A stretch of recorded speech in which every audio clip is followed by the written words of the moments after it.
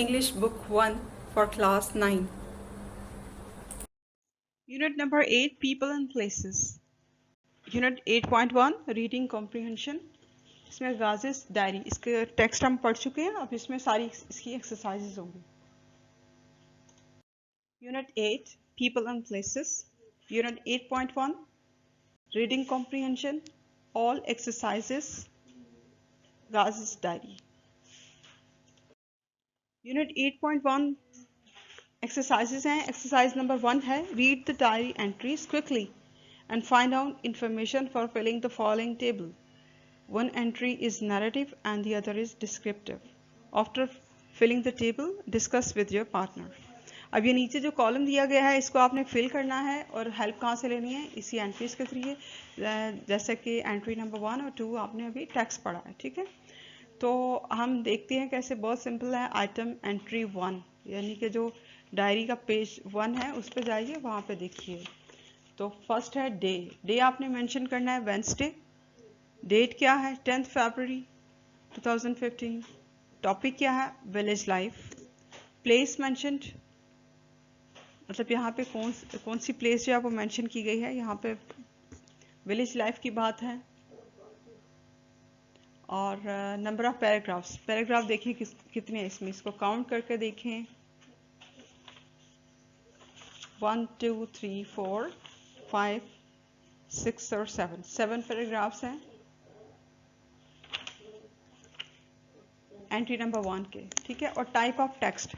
Text किस type का है ये आपको ऊपर ही क्लू दिया गया है. टेक्स्ट है ये नैरेटिव है.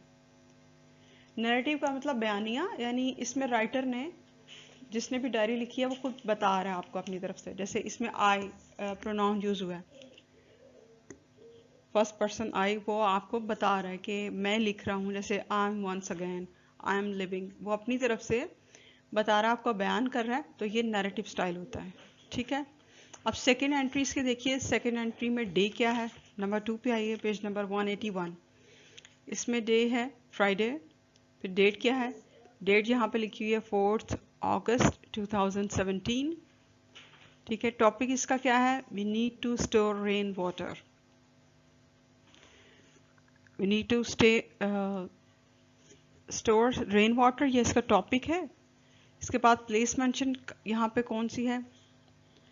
प्लेस है पाकिस्तान में, मतलब बराज यानी दरिया सिंध के ऊपर बुद्ध बराज के बारे में बताया गया है. इसमें पैराग्राफ कितने हैं. पेज नंबर 181 पे ये स्टार्ट हो रहा है. देखिए काउंट कर सकते हो आप. 1 2 3 4 5 6 7 और 8 पैराग्राफ्स हैं इसके. और टाइप ऑफ टेक्स्ट क्या है.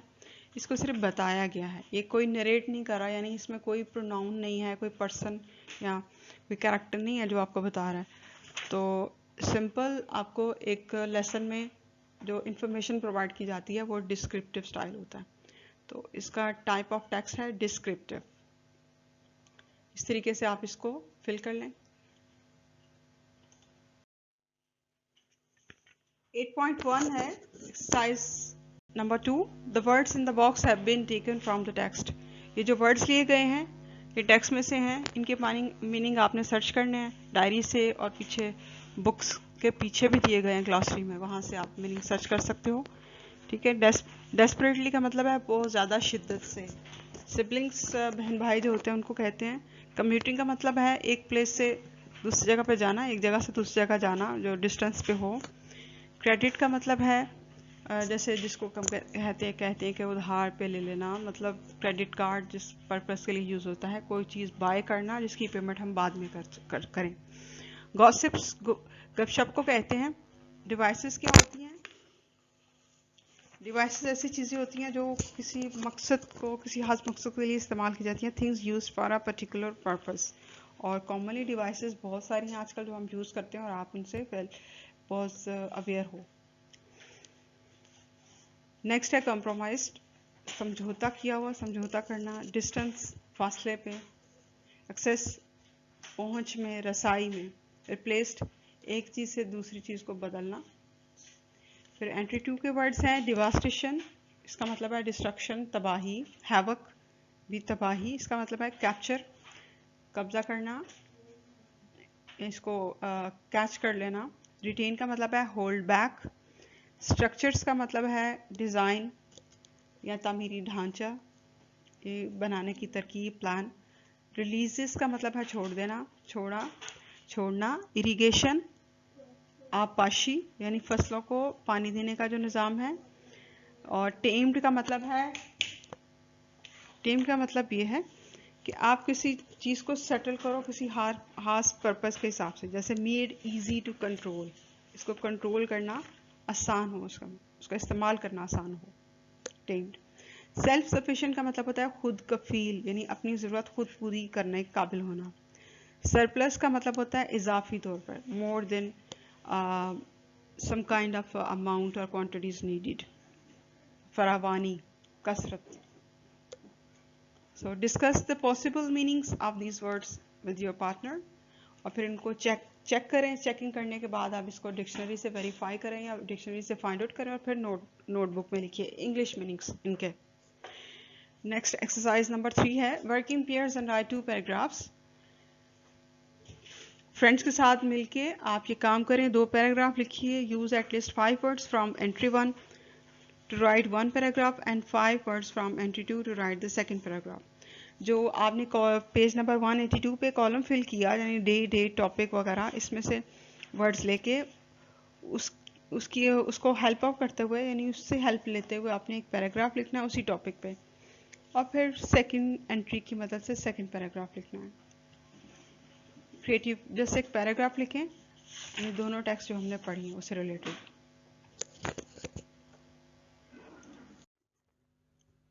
8.1 यूनिट सैम्पल पैराग्राफ, जो एंट्री की मदद से आपको पैराग्राफ लिखने की प्रैक्टिस के लिए बोला गया एक्सरसाइज में, एक्सरसाइज 3 में, ठीक है।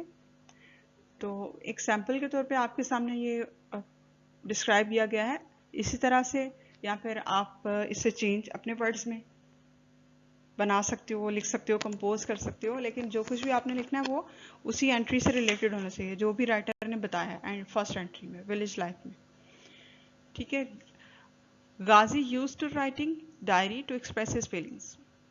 गाजी अपनी जज्बात या अपने एहसासात, अपनी फीलिंग्स या यादों के लिहाज से उनको जाहिर करने के लिए, उनके इजहार के लिए डायरी लिखा करता था। One day he was recalling his village life days, एक दिन वो अपने गांव की ज़िंदगी के दिनों को याद कर रहा था। And he express his feelings with the title, और उसने इस टाइटल के साथ अपनी फीलिंग्स का इजहार किया डायरी में ना, village life. He wrote it on Wednesday 10 फरवरी 2015, इस डेट को उसने इस दिन लिखा। और टाइम भी आप इसमें मेंशन कर सकते हैं, जो टाइम लिखा हुआ वहाँ पे एंट्री में, बुक में। द एंट्री हैज़ 7 पैराग्राफ्स, इसके 7 पैराग्राफ हैं। Each one is pointing out a specific point of view, her paragraph एक खास पॉइंट ऑफ व्यू को बता रहा है, जो गाजी ने बयान किया है ना, इसमें नरेट किया हुआ है। द स्टाइल इज़ नैरेटिव, ठीक है, क्योंकि इसमें राइटर खुद बता रहा है, बयान कर रहा है अपने हिसाब से। इसमें प्रोनाउन का यूज़ हुआ है, आई का, फर्स्ट पर्सन का, और वो कोट कर रहा है हर चीज़ को, तो ये नैरेटिव स्टाइल होता है, इसको बोलते हैं बयानी अंदाज। In this entry he has narrated his feelings of his early life of village. He lived there with simple people and peaceful and an atmosphere. There was no hurry in that time. कोई जल्दी, कोई busy life नहीं थी, जल्दबाजी नहीं थी, उस दौर में बड़ा सुकून हुआ करता था। The modern lifestyle has many facilities and technology of the fastest means of transport and communication. आज के जदीद दौर में हर सहूलत है, बहुत सारी सहूलियात हैं, ठीक है, लग्जरीज भी हैं, टेक्नोलॉजी है, इतनी तरक्की कर ली है, ट्रांसपोर्ट, कहीं आना जाना हो या फिर कम्युनिकेशन में, but it has distanced the people, लेकिन इसके बावजूद इसने लोगों में फासले पैदा कर दिए हैं। And has hollowed their emotions and feelings, और उनके एहसासात और जज्बात को एक खोखला सा कर दिया। The writer has try to convey his point of view in this interesting mode of writing. Writer ने इस एक दिलचस्प अंदाज में इस बयान को एक्सप्रेस करने के लिए, इसका इजहार करने के लिए, एक मैसेज कन्वे करने के लिए इस अंदाज में लिखा है, इस डायरी के एंट्री को, इस अंदाज में अपना पैगाम पहुंचाया रीडर्स तक, सिंपली। एक्सरसाइज नंबर 4 है the following sentences are summary of each paragraph of the 2 entries. जो अभी ये दोनों एंट्रीज आपने फिल की थी कॉलम में पेज नंबर 182 पे। ठीक है, इसकी हेल्प से आपने फिर 2 पैराग्राफ लिखे थे शॉर्ट से समराइज करने के लिए ना डायरी एंट्रीज को। तो उसको माइंड में रखते हुए आपने क्या करना है, इन ब्लैंक्स को फिल करना है। मेन ये चीज़ है कि ये की सेंटेंसेस हैं जो हर पैराग्राफ को बता रहे हैं। ठीक है, लेकिन ये ऑर्डर इनका जंबल में है, डिसऑर्डर में है। Read the text and in the blanks provided write the number of the paragraph to which each sentence is related. जो भी सेंटेंस, जो भी जुमला जिस भी पैराग्राफ से रिलेटेड है उस पैराग्राफ का आपने नंबर लिखना है। One has been done as an example for you. ठीक है, एक मिसाल के तौर पे आपके लिए किया गया है, सॉल्व किया गया है। आपने एंट्रीज में लिखा भी हुआ है कि कितने पैराग्राफ्स हैं। फर्स्ट के कितने हैं, फर्स्ट के आपके 7 थे और सेकंड के 8 थे। अब हम इस की हेल्प से इन ब्लैंक्स को फिल करते हैं। Entry number 1, there were no roads and no vehicles. Roads भी नहीं थी और गाड़ियाँ भी नहीं थी। ठीक है, ज़ाहिर है कि एंट्री 1 विलेज लाइफ से रिलेटेड है और ये किस पैराग्राफ में बात हुई थी, तो ये आप बुक से भी वेरीफाई कर सकते हो। जैसे बुक में पेज नंबर 179 है, इसमें 1 2 3 4 फोर्थ पैराग्राफ में देखिए, यहाँ पे स्टार्टिंग पे लिखा हुआ है कि our village did not have roads और स्ट्रीट्स। फिर इसमें गाड़ियों का भी जिक्र है कि people did not need cars, buses और even motor bikes to go from one place to another in the village. ठीक है, वो बस चलते थे, पैदल चल के चले जाते थे। और यहाँ पे आंसर भी नंबर 4 मेंशन्ड है। इसी तरीके से आपने सारी ब्लैंक्स को फिल करना है। अगर आप खुद से गैस करके फिल करते हो तो उसका ये फ़ायदा होता है कि आपको याद हो जाता है, फिर भूलता नहीं है। बस एक दफ़ा आप दोबारा से देखोगे, जस्ट रिवाइज करोगे तो आपको वो ज़हन-नशी हो जाता है। ठीक है, और अगर आप जस्ट ये करो कि आंसर्स हैं और आंसर दे के हम याद कर लेंगे इसमें ये आएगा, इसमें ये आएगा, तो उसमें क्या होगा कि मुश्किल से आपको भूल भी सकता है, वो सही याद नहीं होता। याद करने में आपको टाइम भी लगेगा, आगे पीछे भी हो जाएगा और फिर भी इसमें मिस्टेक का इस्तेमाल रहेगा। खुद से सोच के, माइंड से समझ के जब हम करते हैं तो वो चीज़ ज़हन-नशी हो जाती है और हमें याद भी रहती है, बल्कि करते हुए याद हो जाती है। So let's start. Number B है, the modern lifestyle has affected our health and our relationships.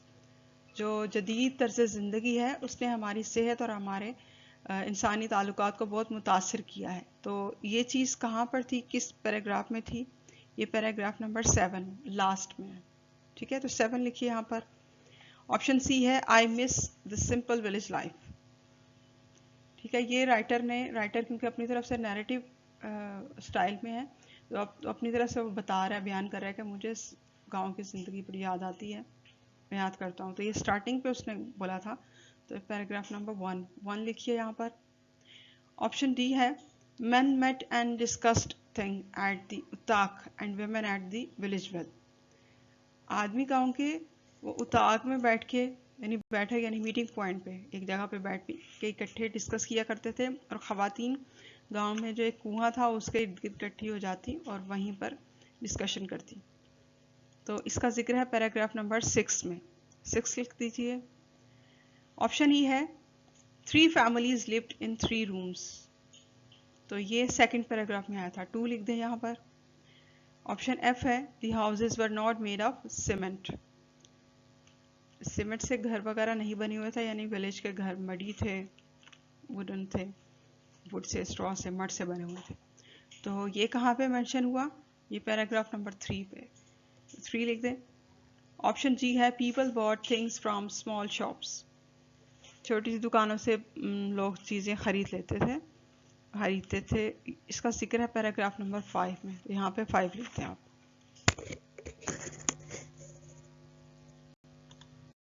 8.1 exercise number 4, answers हैं उनके, आप टैली कर सकते हैं।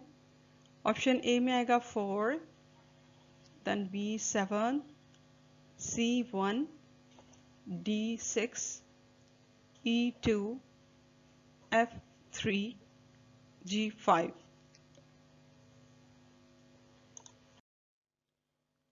अब यही एक्सरसाइज नंबर 4 है, इसकी एंट्री 2 है, यानी सेकंड पे जो बुद्धू बैराज के बारे में हमने पढ़ा उससे रिलेटेड ये ब्लैंक्स हैं। तो ऑप्शन ए है one of the barrages in Pakistan is the Guddu barrage. ये कहाँ मेंशन है? ये पैराग्राफ नंबर 5 में है, यहाँ पे 5 लिख दें। नंबर बी है construction of more barrages is an important need of Pakistan today. ये लास्ट पैराग्राफ में मेंशन है, यहाँ पे 8 लिख दें। ऑप्शन सी है the Guddu barrage irrigates land in 2 provinces. Guddu barrage आबपाशी के ज़रिए पानी मुहैया करता है किसको, कितनी ज़मीन को, जो 2 सूबों में है। तो ये मेंशन था पैराग्राफ नंबर 6 में, तो आप यहाँ पर 6 लिखते हैं। ऑप्शन डी है rivers has always been important for travel and for growing crops. River जो है हमेशा से ही मामून रहे हैं ट्रैवलिंग के लिए भी और फसलों की पैदावार बढ़ाने के लिए भी। तो इसका जिक्र था पैराग्राफ नंबर 2 में, तो यहाँ पे 2 मेंशन कर दें। नंबर ई है the flow of water is controlled through gates in barrage. ये पैराग्राफ नंबर 4 में है, यहाँ पे 4 लिखें। ऑप्शन एफ है many different people worked to complete the Guddu barrage. इसका जिक्र पैराग्राफ नंबर 7 में है, यहाँ पे 7 लिखें। ऑप्शन जी है A way was found to store extra water for later use। तो इस स्ट्रैटेजी का जिक्र पैराग्राफ नंबर 3 में किया गया है, तो यहाँ पे 3 मेंशन करें। ऑप्शन नंबर एच है rains causes rivers to overflow leading to flood। तो ये फर्स्ट स्टार्टिंग में मेंशन है, तो पैराग्राफ नंबर 1 यहाँ पे लिखते हैं फर्स्ट। अब एक्सरसाइज 4 की एंट्री नंबर 2, उसके आंसर्स हैं। आंसर्स टैली कर सकते हैं आप। A5, B8, C6, D2, E4, F7, G3, H1। Now it's the exercise number 5. How was the village life of the past different from the city life of today as given in the text? Text में जो आपने पढ़ा, specially writing 1 जो entry 1 है diary की, उसमें आपने देखा कैसे विलेज लाइफ और सिटी लाइफ के बारे में डिफरेंसेस बताए गए हैं कि 60 साल पहले की ज़िंदगी में क्या था और आज की ज़िंदगी में क्या है, कौन से फ़र्क हैं, कौन से डिफरेंसेस हैं। ठीक है, तो उसको जहन में रखते हुए आपने ये जो टेबल है इसको फिल करना है। सीरियल नंबर है, आगे आइटम्स लिखे हुए हैं, फिर आगे है विलेज लाइफ 60 ईयर्स अगो, 60 साल पहले की सादा देही ज़िंदगी यानी कि गांव की ज़िंदगी, और life city life of today आज की जो मौजूदा शहरी ज़िंदगी है। तो इन चीज़ों को देखिए, ठीक है। फिर आपको आगे नेक्स्ट स्लाइड में इसके आंसर्स प्रोवाइड किए जा रहे हैं। तो नंबर 1 पे हाउसेस है कि हाउसेस कैसे डिफरेंट कैसे थे, जैसे कि विलेज में, गांव में किस तरह के घर होते थे और आज किस तरह के घर हैं। फिर रोड स्ट्रीट्स वगैरह गांव में पहले इतने 60 साल पहले कैसी थी और आज कैसी हैं। फिर मोड ऑफ ट्रैवल, हम सफ़र किस तरीके से करते थे। एटमॉस्फेयर, फ़िज़ा में या जो एनवायरनमेंट है इसमें क्या फ़र्क है आज के उसमें। फिर शॉप्स, मार्केट्स वगैरह पहले कैसी थी गांव में और आज कैसी हैं। फिर बाइंग फ्रॉम शॉप्स किस तरह का था कि लोग दुकानों से चीज़ें ले लेते थे और अभी क्या डिफरेंस है। फिर न्यूज़, सोर्स ऑफ न्यूज़ के न्यूज़ हमें कहाँ से मिलती हैं, पहले कहाँ पे कैसे मिलती थी गांव में और अभी शहरी ज़िंदगी में आज के दौर में कैसे मिलती हैं। फिर नेक्स्ट है इंफॉर्मेशन अबाउट पीपल, लोगों के बारे में मालूमात, वो उस दौर में कैसे मिलती थी और आज कैसे मिलती है। फिर नंबर 9 है सोर्स ऑफ एंटरटेनमेंट, एंटरटेनमेंट कैसे लोग लेते थे। ज़ाहिर है कि ज़िंदगी में ज़िंदगी को एंजॉय भी किया जाता है तो सब कुछ साथ साथ होता है। तो विलेज लाइफ में लोग कैसे एंजॉयमेंट करते थे और आज के दौर में कैसे करते हैं।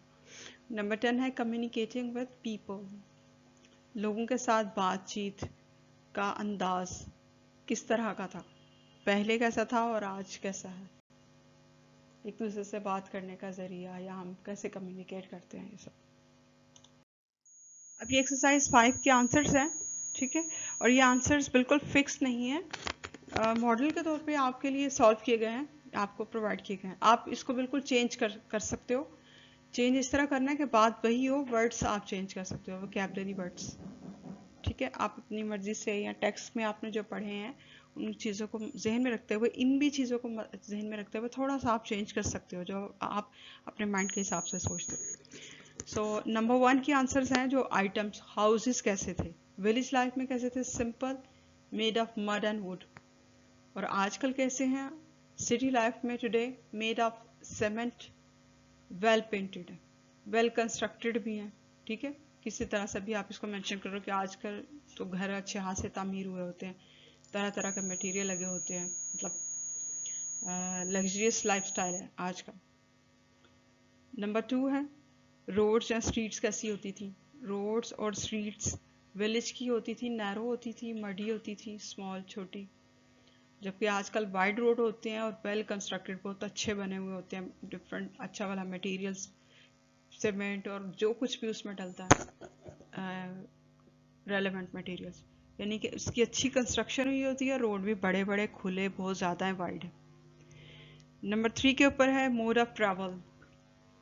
विलेज लाइफ में था वॉकिंग ऑन फुट, पैदल चलते थे, मोस्टली पैदल, नहीं तो वो बाजुकात मतलब तांगे भी उस ज़माने में चलते थे, जो कार्ट्स वगैरह होते हैं वो भी चलते थे मोस्टली लोग, या कुछ साइकिल्स, ये मोस्टली पैदल ही चल के एक दूसरे के पास चले जाया करते थे, इतनी ज़रूरत नहीं होती थी इनको गाड़ियों की, ये वो। और आजकल मोड ऑफ ट्रैवल क्या है, व्हीकल्स हैं, तरह तरह की गाड़ियां हैं, प्राइवेट गाड़ियां पर्सनल हैं, बाइक्स वगैरह हैं, बसेस हैं, ट्रेन्स हैं, प्लेन्स हैं। नंबर 4 के ऊपर है एटमॉस्फेयर कैसा था। बड़ा फ्रेश था विलेज लाइफ में पहले, बड़ा पुरसकून था, पीसफुल था, क्लीन था। लेकिन आजकल एटमॉस्फेयर पोल्यूटेड है, नॉइजी भी है, बिजी भी है। बिजी यानी कि इन्वायरमेंट समझ लें इसे। नंबर 5 के ऊपर है शॉप्स और मार्केट्स कैसी थी। विलेज लाइफ में छोटी शॉप्स हुआ करती थी, सिंपल सादा स्मॉल शॉप्स। ठीक है, और आजकल सुपरमार्केट्स भी हैं और बड़े बड़े शॉपिंग सेंटर भी हैं, शॉपिंग मॉल्स हैं। नंबर 6 पे है कि बाइंग फ्रॉम शॉप्स। उस ज़माने में विलेज में लोग खरीदारी कर लिया करते थे अगर उनके पास फौरी पैसे मौजूद नहीं हैं, किसी कार्ड की ज़रूरत नहीं होती थी। ठीक है, क्योंकि लोग एक दूसरे को जानते थे, इसलिए इस बेस पे, इस एतबार पे लोग चीज़ें दे देते थे और लोग खरीदारी कर लेते थे। जबकि आजकल शॉपिंग के लिए कैश होना मस्ट है, या फिर क्रेडिट कार्ड हो या फिर डेबिट कार्ड हो, एट अ टाइम इंस्टेंट हमारे पास होना ज़रूरी होता है। नंबर 7, सोर्स ऑफ न्यूज़ क्या थी, खबरें लेने के तरीके, ज़रिए कौन से थे। उस वक्त लोग ही थे, पर्सन या पीपल, कि लोग ही एक दूसरे को खबरें दिया करते थे। जबकि आजकल खबरें लेने के लिए टीवी है, मीडिया है, न्यूज़पेपर, इंटरनेट है, जो भी इंफॉर्मेशन मालूमात है वह इन रिसोर्सेज के थ्रू हम तक आती है और हम सर्च भी करते हैं, यहाँ से लेते भी हैं। नंबर 8 है इंफॉर्मेशन अबाउट पीपल। लोगों के बारे में मालूमात कहाँ से आती थी, जब लोग मिलके बैठते थे एक दूसरे के साथ। ठीक है, तो वहाँ पर जैसे मीटिंग्स, एक दूसरे के साथ मिलके बैठना, जैसे उताक में बैठना, वहाँ पे मीटिंग्स हो रही हैं या कहीं और बैठ के, स्पेशल मीटिंग का मतलब मिलना, यानी लोग एक दूसरे के साथ इकट्ठे बैठते थे, हंसी मजाक करते थे, गपशप करते थे, दुख सुख बयान करते थे। तो इस तरीके से लोगों की मालूमात एक दूसरे को पहुंच जाती थी। और आजकल हम लोग ना डिवाइसेस तक महदूद हो गए।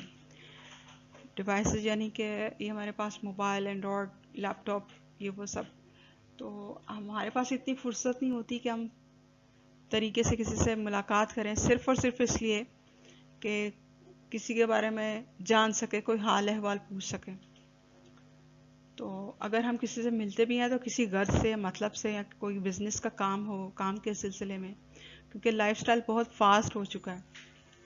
तो आगे नंबर 9 है सोर्स ऑफ एंटरटेनमेंट। उस ज़माने में क्या था, सिंपली लोग गपशप करते थे, गॉसिप, या फिर उताक में बैठना, हल्का फुल्का कुछ खा पी लिया, हंसी मजाक, सिंपल सा म्यूज़िक सुन लिया, इस तरीके से एंटरटेनमेंट हो जाती थी उनकी। जबकि आजकल एंटरटेनमेंट का स्टाइल क्या है, हैवी पार्टीज होती हैं, म्यूज़िक है, फिर इंटरनेट है, मीडिया, इन सारी चीज़ों से हम एंटरटेनमेंट ले रहे होते हैं। नंबर 10 है कम्युनिकेटिंग विद पीपल, लोगों के साथ रब्ता करने का तरीका क्या था, बातचीत करने का तरीका।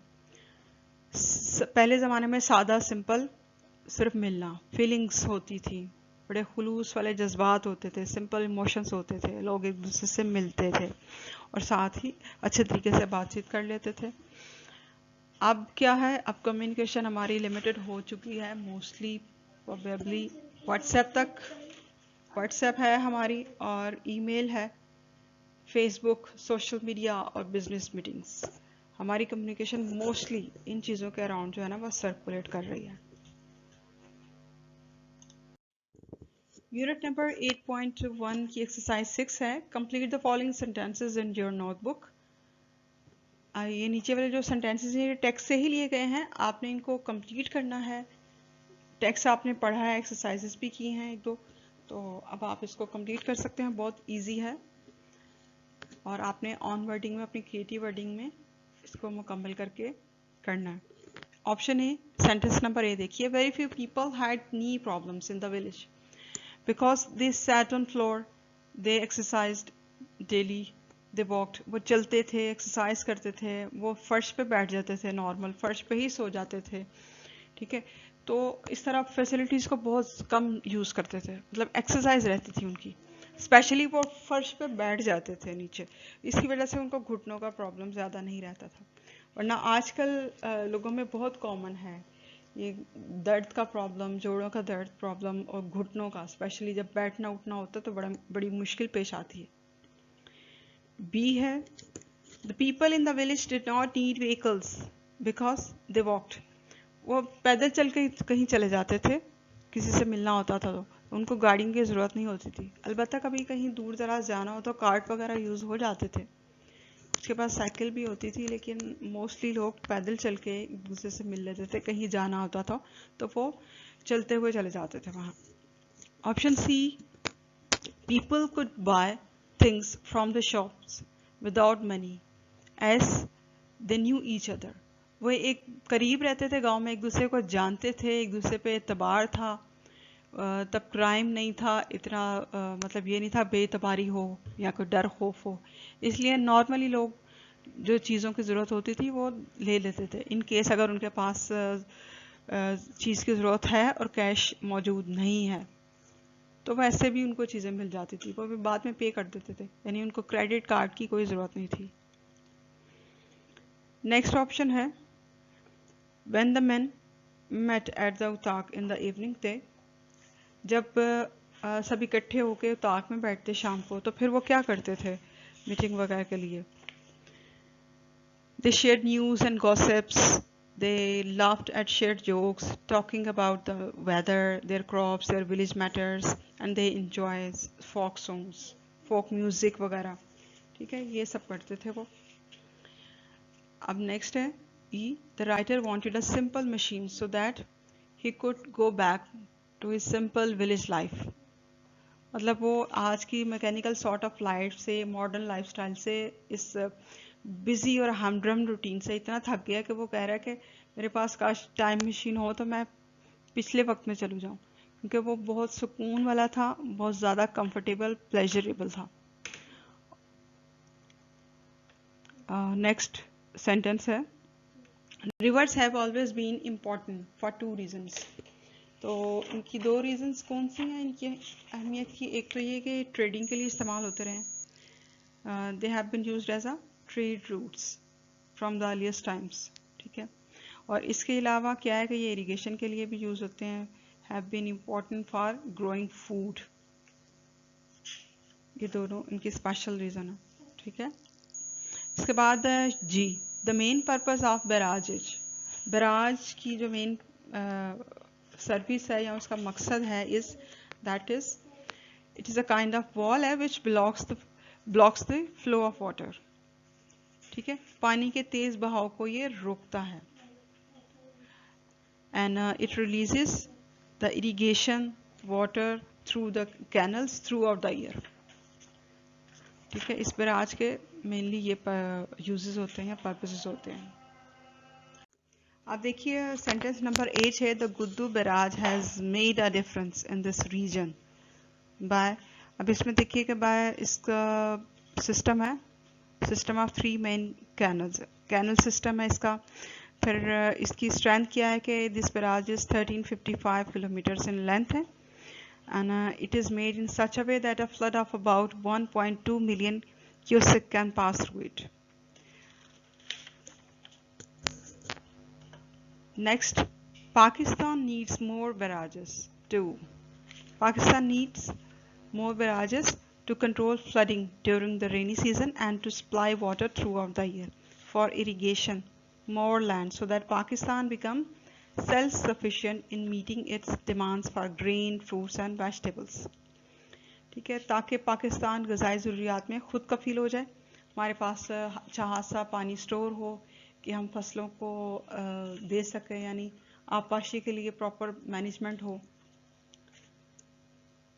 अब नेक्स्ट है J through proper water management, proper water management के ज़रिए हम क्या कर सकते हैं,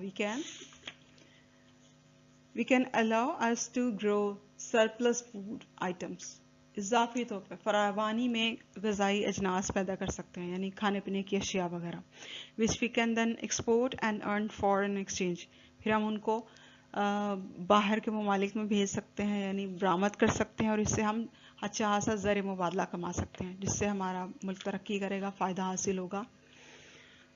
और फरावानी में कसरत में चीज़ तभी होती है जब एक तो खुद कफालत होती है कि खुद कफील, जितनी अपनी ज़रूरत है उसको खुद ही पूरा करना, कहीं से मंगवाना ना पड़े, मांगना ना पड़े, दरामद ना कराना पड़े। उसके बाद फिर उससे ओवर प्रोडक्शन हो, वो होती है फरावानी में एक्स्ट्रा, उसको फिर हम बरामद करके फॉरेन एक्सचेंज यानी ज़र मुबादला कमाते हैं। तो ये प्रॉपर वाटर मैनेजमेंट सिस्टम से ये भी मुमकिन है। नेक्स्ट है exercise number 7, read the text and answer the following questions in your notebook. Text पढ़ते हुए आप जो नीचे सवालात हैं इनके जवाबात तहरीर करें। After you have completed discuss your answer with your partner. अब ये सवालात आप पहले समझ लें। क्वेश्चन नंबर ए है, what are the things that the writer was missing. Diary का फर्स्ट पेज जब आपने पढ़ा जो विलेज लाइफ से रिलेटेड है, उसमें राइटर कौन सी चीज़ों को मिस कर रहा था। एंड क्वेश्चन नंबर बी है, why did the lens in the village become slippery in the rainy season. बारिश के मौसम में जो गलियां थी विलेज में वो स्लिपरी क्यों हो जाती थी, फिसलने वाली। क्वेश्चन नंबर सी है, is the writer happy with his present life, why not. आजकल के दौर में जो राइटर जिसने वो डायरी पेज लिखा है वो क्या मुतमईन है, खुश है अपनी ज़िंदगी से। अगर खुश है तो क्यों, और अगर खुश नहीं है तो फिर क्यों, रीज़न दें। क्वेश्चन डी है, why do most parts of Pakistan have flood problem in summer. Pakistan के बहुत सारे इलाकों में सैलाबी सूरत हाल क्यों पैदा हो जाती है गर्मी में, गर्मियों के मौसम में, स्पेशली समर सीजन में। क्वेश्चन नंबर ई है, why did people start building barrages. लोगों ने बैराजे तामीर करने क्यों शुरू किए, क्या वजह है इसकी। क्वेश्चन नंबर एफ है, do you agree or think that we should build bridges, why not. आप इस चीज़ को अग्री करते हैं कि नहीं, आपका क्या ख्याल है कि हमें ब्रिजेस बनाने चाहिए, यानी पुलों की तामीर करनी चाहिए। अगर करनी चाहिए तो क्यों, और अगर नहीं करनी चाहिए तो क्यों। दोनों सूरतों में रीज़न भी दें। सो इनके आंसर्स हम नेक्स्ट स्लाइड में प्रोवाइड कर रहे हैं। Unit number 8.1 exercise 7 answers. Exercise 7 में क्वेश्चन थे। क्वेश्चन 1 ए है, what are the things that the writer was missing. Answer, the writer was missing his simple village life and the simple devoted people of that time. Question B, why did the lanes in the village become slippery in rainy seasons? Answer 2, the lanes of the village became slippery in the rainy season because that were the muddy lanes. वो मट्टी से बनी हुई थे, कच्ची मिट्टी की गलियां छोटी छोटी नैरो थी वो। the lanes were not made of cement, और उस ज़माने में ड्रेनेज सिस्टम भी नहीं होता था प्रॉपर, इसलिए सिस्टम तो था ही लेकिन इतने प्रॉपर सिस्टम सैनिटरी वगैरह का, ड्रेनेज का नहीं था, तो बारिश का पानी कहीं पे खड़ा हो जाता, फिर मिट्टी में जज्ब भी हो जाता, लेकिन कीचड़ वगैरह जमा हो जाती, जिसकी वजह से वो स्लिपरी हो जाता था मिट्टी का फर्श। क्वेश्चन सी है, is the writer happy with his present life? Why, यहाँ पे वाई नॉट। आंसर है इसका answer 3, the writer is not happy with his modern life and present life because the village life was very simple, happy and peaceful. Today's mechanical sort of life has distanced the people, the emotions and feelings. Question D है, why do most parts of Pakistan have flood problem in summer? गर्मियों में बहुत ज़्यादा flood का मसला क्यों हो जाता है पाकिस्तान के ज़्यादातर इलाकों में? तो शॉर्ट आंसर है इसका, deadly flooding is very common in Pakistan monsoon season. Monsoon का सिस्टम जब आता है तो बारिशें, मूसलाधार बारिशें होती हैं, वक्फे वक्फे से बहुत तेज़, ज़्यादा भी। तो monsoon rains come from June to September, summer season होता है, and they fill up the Indus River basin with huge amount of water that can lead to river flooding. These heavy monsoon rains are the reason of flood in most parts of Pakistan. Next है, why did people start building barrages? Barrage या dam वगैरह क्यों बनाए जाते हैं? तो barrage का purpose क्या होता है? Barrage is a kind of wall which blocks the flow of water. तो ये पानी के तेज बहाव को रोकता है, इसके अलावा इसको स्टोर भी करता है। It can store it and release it for irrigation through the canals through out the year. तो इस वजह से लोगों ने जब देखा, जब पहले बारिशों की वजह से पानी ज़्यादा होने लगा तो प्रॉब्लम्स थे, तो लोगों ने ये सोच के इसकी बंद बांधने शुरू किए, आस्ता आस्ता थोड़े थोड़े, फिर थोड़े से बहुत ज़्यादा में चलते गए। जैसे जैसे अवेयरनेस होती है इस तरह से मज़ीद टेक्नोलॉजी का इस्तेमाल बढ़ता जाता है और हम प्रिकॉशनरी मेजर्स को भी अपनाते हैं। तो इसका आंसर आपने जैसे डैम का चैप्टर पढ़ा है वहाँ से आप प्रॉपरली कंपोज कर सकते हो। नेक्स्ट इसमें है, do you agree or think that we should build bridges? Bridges हमें क्यों बनाने चाहिए? कि ब्रिज का काफ़ी काम होता है ट्रैफिक ओवरफ्लो, ट्रैफिक को प्रॉपर करने के लिए, ठीक है। रोड्स में हैवी ट्रैफिक जाम हो जाता है, तो उसकी फ्लुएंसी के लिए, फैसिलिटेट करने के लिए व्हीकल्स की और पीपल को फैसिलिटेट करने के लिए पुल की तामीर की जाती है। ये क्यों ज़रूरी है या नहीं आपके ख्याल में? आप इसी तरह से अपने शॉर्ट आंसर्स कंपोज कर सकते हो। ये मॉडल आंसर्स कुछ आपके सामने प्रोवाइड किए गए थे। Exercise number 8 है, draw a mind map in your notebook. Use the following hints to provide information about the Guddu Barrage on a mind map. आपने क्या करना है, एक मैप स्टाइल में या फिर फ्लो चार्ट स्टाइल में अपनी कॉपी में, अपनी नोटबुक में एक चार्ट ड्रॉ करना है या फिर मैप बना लें, ठीक है। या इसी तरीके से उसको किसी भी तरीके से एक असाइनमेंट के तौर पे अच्छे से मैनेज करके बनाइए। इसके थ्रू क्या होगा कि ये एक्टिविटी करने से आपको ये सारा डाटा जो है ना ओरली याद हो जाएगा, लर्न कर लोगे आप इससे, आपके जहन में बैठ जाएगा। तो हम करते हैं स्टार्ट इसको। पहले आपको एक्सप्लेन कर देते हैं कि गुद्दू बैराज, इसके पॉइंट्स हैं। जैसे नंबर 1 पे आपने क्या बताना है, बिल्ट ऑन, कहाँ तामीर किया गया। नंबर 2 है इसकी ब्रेथ यानी चौड़ाई कितनी है दरिया के ऊपर, जो ब्रेथ ऑफ द रिवर, जो एट गुद्दू के ऊपर, जो मतलब जिस जगह पर तामीर किया गया वहाँ दरिया की चौड़ाई कितनी है। फिर ब्रेथ ऑफ द बैराज की कितनी चौड़ाई है। फिर लेंथ ऑफ द बैराज, इसकी लेंथ कितनी है, ये सब टेक्स्ट में मेंशन हुआ हुआ है।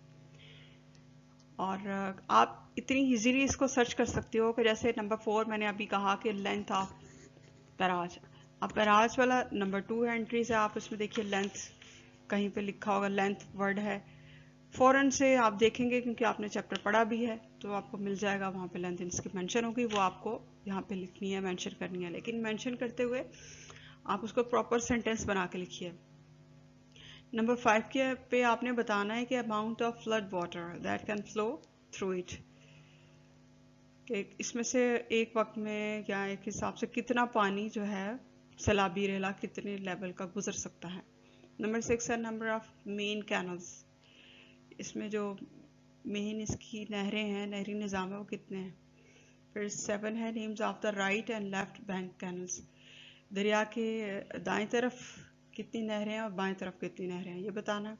फिर नेक्स्ट नंबर 8 पे है total area to be irrigated, कितना एरिया है जिसको ये बराज जो है वो इरीगेट करता है, यानी आबपाशी का निज़ाम कितने एरिया तक है, इसकी कैपेसिटी है। नंबर 9 है नेम्स ऑफ डिस्ट्रिक्ट्स इरीगेटेड, कौन कौन से इलाके हैं या एरियाज हैं जिनको ये इरीगेट करता है।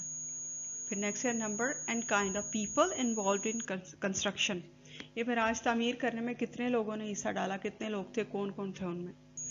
नेक्स्ट है स्टार्टिंग वर्किंग पॉइंट, अब आप इन पॉइंट्स को देखते हुए इसी सीक्वेंस से आपने मैनेज करना है जो भी आप बनाने जा रहे हो मैप नोटबुक में, और प्रॉपर सेंटेंसेस में कीजिए इसको।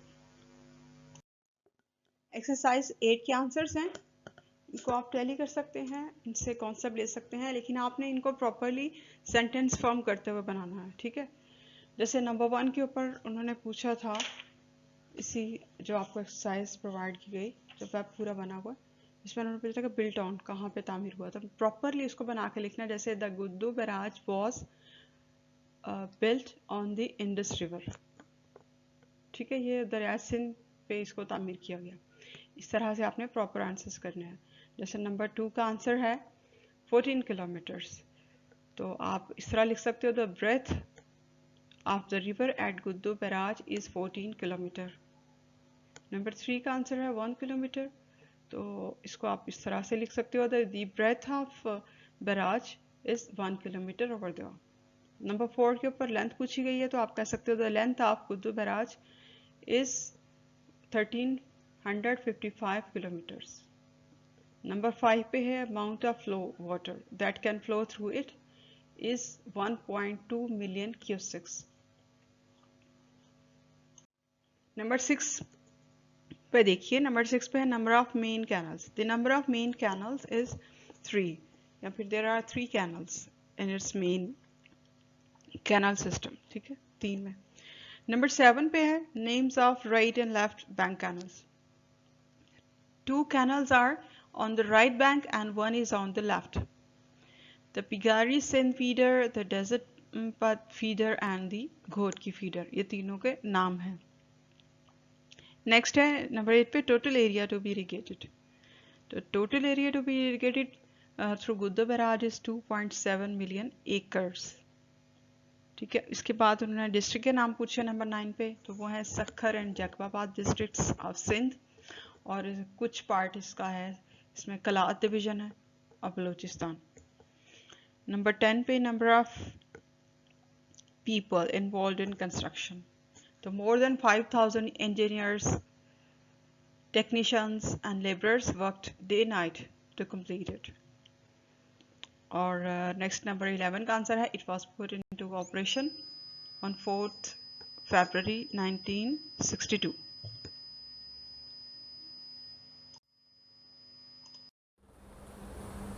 Thank you very much for listening to the instructor of